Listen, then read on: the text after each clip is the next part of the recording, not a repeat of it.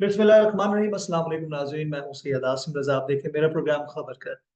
नाज़रीन, आज के प्रोग्राम में पाकिस्तान की सियासत और अंदरूनी सियासत, खास तौर पर जो इस वक्त मौजूदा मसाइल हैं उसमें सियासी अदम इस्तेहकाम की बात की जाए, तो साथ ही बहुत सारी जमातों के जहाँ पे उनको इत्तेहाद में हमने देखा माजी में, उसमें से कुछ जमातें इस वक्त तहरीक इंसाफ या तहरीक इंसाफ के उन रहनुमाओं के साथ हमने देखा गुफ्तगू के लिए तैयार हुई, जिसमें मौलाना फजल रहमान की बात की जाए इलेक्शन की धांधली के हवाले से।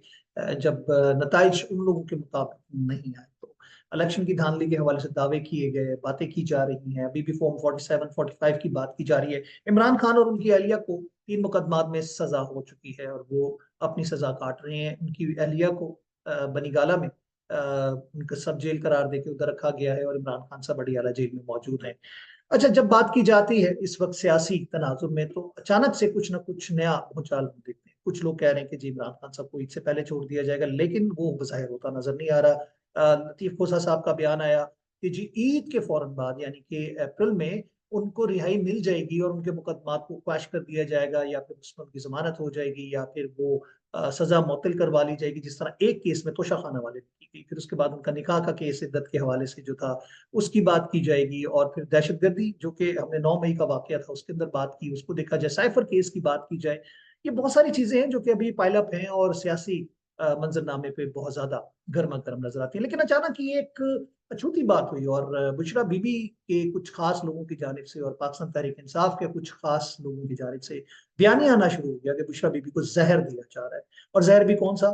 ये कहा जाता है जी हार्पिक, जो टॉयलेट ओपनर होता है या उसका क्लीनर होता है, एसिड होता है, वो पिलाया जा रहा है उनको बनी गाला में। अच्छा, बनी गाला के अंदर डेफिनेटली जी कुछ जेल का अमला होगा, उनकी कस्टडी, उनके प्रोटेक्शन के लिए भी लोग होंगे, और जहाँ पे फिर उनके अपने कुछ लोगों को भी तैनात किया गया होगा या उनके मुलाजमीन जो होते हैं वो भी मौजूद होंगे। तो ये कैसे हो सकता है और उसके बाद वो बच कैसे गई, ये बात है। फिर उस शोर शराबे में, क्योंकि संपत्ति लोगों की है, शराब है इसमें, वो शराबा इजाफा देखा गया जनाब से, शोर शोर होगा मचाते हुए लोगों को हमने देखा कि वो कहते हैं कि नहीं जी ये तो बहुत बड़ा जुल्म है। ये पीटीआई के वो सिंपैथाइजर्स या फिर उनके वर्कर्स की बात मैं कर रहा हूँ, या उनके सोशल मीडिया एक्टिविस्ट की बात कर रहा हूँ, और बहुत सारे लोग जो मुल्क से बाहर बैठे हुए हैं और मुल्क से बाहर बैठकर पाकिस्तान पे तज्जिया कर रहे होते हैं, ये उनकी जुबानी आता गया। लेकिन हुआ क्या? उनके अपने नॉलेज पिम्स के 4 डॉक्टर्स की टीम के साथ वहां पे पहुंचे। ना सिर्फ उनका मेडिकल रिपोर्ट बनी, उनका टेस्ट किए गए, और उन्होंने मुआयना करने के बाद खुद डॉक्टर आसिम ने कहा कि जी शवाहिद कुछ ऐसे नहीं है कि जिससे उनको पॉइजन दिया गया हो या दिया जा रहा हो। हल्की फुल्की उनकी तबीयत जो खराब है उसके लिए कुछ टेस्ट सजेस्ट किए गए हैं, लेकिन ये हरगिज ऐसा नहीं है कि उनकी पॉइजनिंग की जा रही हो और हार्पिक जैसा एक एसिड जो बहुत खतरनाक चीज है वो उनको पिलाया गया हो। एंडोस्कोपी के लिए उन्होंने सजेस्ट किया, और उसके बाद उन्होंने कुछ टेस्ट, फूड टेस्ट की बात की, वो की है। 2 माह पहले उन्होंने कहा कि उनके तबीयत नासाज होनी शुरू हुई थी, और उसका कहते हैं मुझे इल्म नहीं उसमें क्या था, लेकिन अभी जो दावे किए गए उसको सरन उन्होंने झुटला दिया। ये उनके अपने नॉलेज है। उसके बाद जो पिम्स की रिपोर्ट्स आई, जो कि मेडिकल बोर्ड की रिपोर्ट्स आई, उनको पढ़ने के बाद भी इस चीज में कहीं ये साबित नहीं हो रहा कि उनको जहर दिया गया हो या दिया जा रहा हो। तो मैं यही चाहूंगा कि हम मनोन बहुत सारी बातों पे, वैसे तो सोशल मीडिया के हवाले से कहा जाता है कि 80% तो इसमें झूठ शामिल है। ये मेरी बात नहीं है, ये इंटरनेशनल रिपोर्ट्स है जो इदारे इस वक्त दे रहे हैं। और उसमें 30% से 20% अगर कुछ सच भी होता है तो उसमें एग्जैजुरेशन बहुत ज्यादा होती हैं, यानी बहुत बड़ी बड़ी बातें क्लेम कर ली जाती हैं। तो इन तमाम सूरत हाल को देखते हुए इस मुल्क के साथ थोड़ा सा इंसाफ कीजिए, इस मुल्क पे तरस खाइए, क्योंकि इस मुल्क के अंदर अगर हम सियासी अदम इस्तेहकाम बरकरार रखने की ख्वाहिश करते हैं, आप कानूनी जंग जरूर लड़ें, अदालतों में लड़ें। आप अपना मौकिफ बयान करना है उसको पार्लियामेंट हाउस में, क्योंकि आपकी जमात पार्लियामेंट हाउस में सब अपोजिशन में बैठी हुई है। आप सेनेट में बात कर सकते हैं, पार्लियामान के on the floor of the house बात कर सकते हैं। लेकिन खुदारा इन जहनों को, जो मासूम लोग पाकिस्तान के हैं, नौजवान हैं, उनको मजीद पुरगंदा मत कीजिए, उनको मजीद टॉक्सिक मत कीजिए, और इस तरह के झूठे इल्जाम लगा के, कि जो कि पहले हमने देखे हैं माजी में। इमरान खान साहब भी कहते थे कि कुछ ऐसे जहर हैं जो कि जूते में लगा दिए जाएं तो उस बंदे को मारने में काफी होते हैं। अभी हमने हालिया देखा जी, सुप्रीम कोर्ट के जजेस को और हाई कोर्ट के जजेस को, 11 तकरीबन जजेस को एंथ्रॉक्स भरे लेटर्स मिलना शुरू हो गए। ये अजीबो गरीब मामला है।